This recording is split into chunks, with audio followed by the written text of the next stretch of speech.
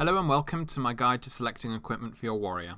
In this video I'm going to be talking you through some of the things to consider when choosing weapons, gear and upgrades for your warrior. So all the warriors have this passive called Flow of Battle.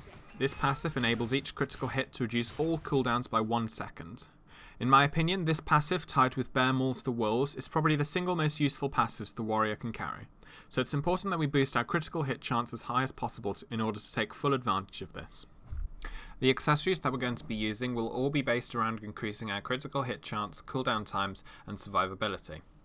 Ability rings aren't really that beneficial to warriors as they don't really rely on their abilities to deal damage, with the exception of the Reaver's Dragon Rage, but as far as I know an ability ring for this doesn't exist. But if you have no other rings, then by all means fill the slots. There's only 2 rings which I take of my warrior, the Life Drain Ring which steals up to 10% of your total health on kill, and the Ring of Critical Chance which increases critical hit chance by up to 10%. For the Reaver and Qatari, I recommend using 2 Life Drain Rings. Both of these characters are pretty squishy and need all the survivability that they can get. With 2 Life Drain Rings you can yield up to 20% heal and kill if you have the unique version of the ring. This completely negates Dragon Rage's health cost on the Reaver, assuming you kill the enemy, and it will hopefully allow the Qatari to enter another fight instead of crawling around on the floor after an archer looks at him funny. For the Templar and the Legionnaire, a Critical Chance Ring and a Life Drain Ring. Critical hits are vital on reducing the long cooldowns of the Templar's Wrath of Heaven spell purge combo, and the Legionnaire's long cooldown for his survivability skills such as Unbowed, Walking Fortress, and Counter-Strike. The heal on kill is also good for tanking, as both weapon and shield classes lack a healing passive or ability. There is a few amulets which greatly benefit the warriors, and the options here aren't as limited as the rings are. The Templar really benefits from the Amulet of Stamina, as her Wrath of Heaven spell purge combo consumes all 100 of her default stamina. With the additional up to 50, you can use a defensive ability such as Shield Wall to reflect any incoming damage before or after you use your main combo. If you don't have this amulet, then add the Templar to the next section. The Legionnaire, Qatari and Reaver benefits most from either the Amulet of Cunning or the Cooldown Amulet. Rampage makes the Reaver pretty much invincible, and Walking Fortress makes the Legionnaire totally invincible, so it's important that these skills have as much uptime as possible.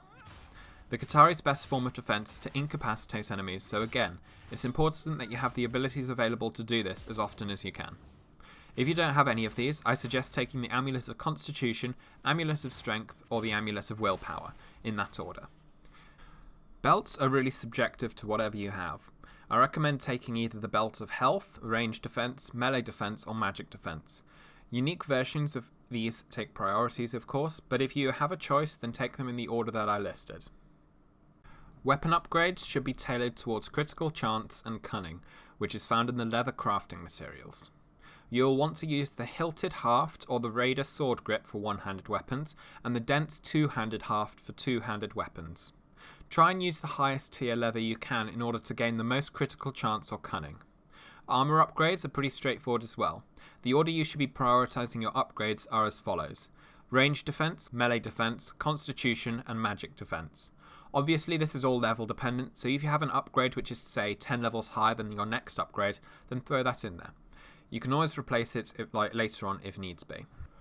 Weapons should be selected based not only on damage output and DPS, but on critical chance and survivability traits such as heal on kill.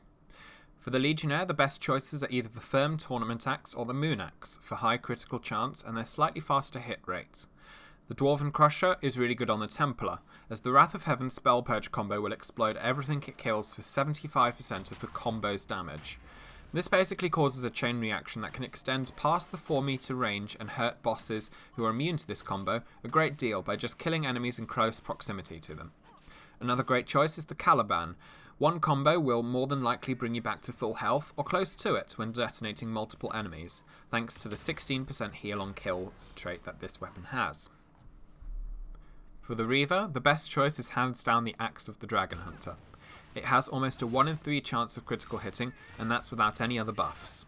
This synergizes with the Terrifying Fury passive so well that you will find yourself panicking all nearby enemies several times per zone, as opposed to a few times a game. It also deals 5% extra damage for each enemy in an 8 meter radius. The special effects of this weapon easily compensates for its lack of raw damage, and gives it a position as one of the most damaging melee weapons in the game. You can also use Mauls effectively via the use of Dragon Rage.